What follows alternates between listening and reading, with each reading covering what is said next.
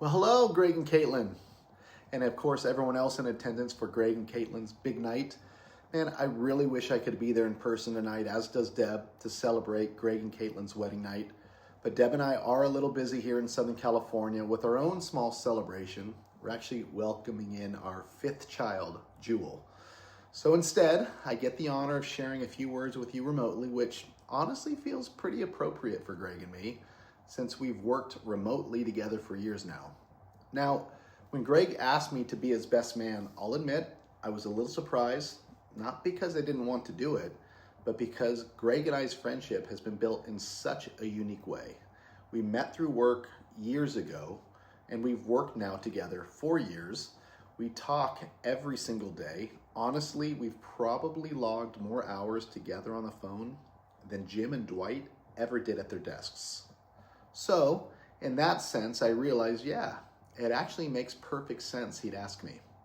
And besides, how could I say no? I mean, if Michael Scott has taught us anything, it's that sometimes you don't choose your best man chooses you. Greg and Caitlin will get that one. Greg and I go way back. We first met in Washington, D.C. when I owned a little company called Venture Marketing Solutions, and I hired him as a sales rep to cold call businesses selling, wait for it, office supplies. Fate sealed his destiny right there. I mean, you just don't sell office supplies and not end up obsessed with the show, The Office.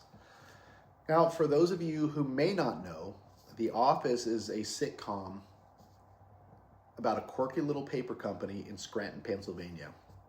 It's full of oddball characters, awkward moments, and way too many quotes that stick in your head forever.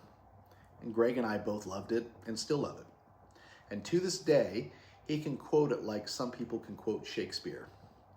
So if you hear a line from me tonight that sounds a little odd, chances are it's from The Office. And for Greg and Caitlin, quoting The Office is about as natural as breathing. In fact, in our single days, Greg and I would watch episode after episode after episode together of this show. And now years later, not much has changed, honestly, except instead of watching it with me, he's now watching it with Caitlin, which is a massive upgrade for him. But beyond the office supplies, The Office, Greg and I have shared a lot of fun memories over the years. Back in the venture marketing days, the early days, we'd hang out at my place with my cousin Jason and play cards all the time. I taught Greg games like Euchre, Texas Hold'em, and a few others, and he caught on, mostly. But let's just say it was probably best he stuck with his day job in sales. We also had this tradition of hitting the movies every Friday night. It didn't matter if it was the latest Batman movie or some epic blockbuster. Greg and I had to be center of the theater, and I mean dead center of the theater. No edge seats, no fringe seats, no front seats, and definitely no compromises. Dead center or bust. And then there were the food adventures, like Fuddruckers, where we'd load up on blue cheeseburgers or bacon burgers, absolutely drowning in Velveeta-like melted cheese. And I'm not sure if that was even technically cheese, but whatever it was glorious. And I can't forget that time in Washington, D.C. when Greg, myself, and Jason went to a restaurant called Fogo de Chao, and some of you might know what that is. We ate so much steak that night, and I'm pretty sure the restaurant put up a closed for repair sign after we left. The point is, Greg and I had a lot of great times in those days. Cards, movies, grabbing burgers, or just sharing a beer. But here's the thing. As good as those times were, they don't hold a candle to what now Greg has with Caitlin. I mean, with me, it was fun, but with her, with Caitlin, it's a deeper joy. It's a real partnership and the kind of happiness that lasts. And that's the greatest upgrade Greg has ever made in his life. Now, on the work side of things, because let's be honest, Greg and I can't escape that either, I've had the privilege of watching Greg grow in his career. Professionally, Greg has always had the gift of gab. He's loyal, he's hardworking, constantly wants to learn. And although he did great things back at my first company, Venture Marketing Solutions, he's done even greater things at our current company, JDI Distribution. And although we're miles apart these days, we still talk every single day. Sometimes I'd say Greg wishes we didn't, because I can be a pretty brutal boss at times, and he knows I don't sugarcoat much. I'll push him, I'll challenge him, and I'll hold him accountable. But through all of that, what's never been in question is his loyalty, his heart, and his willingness just to show up. And here's the part that matters most.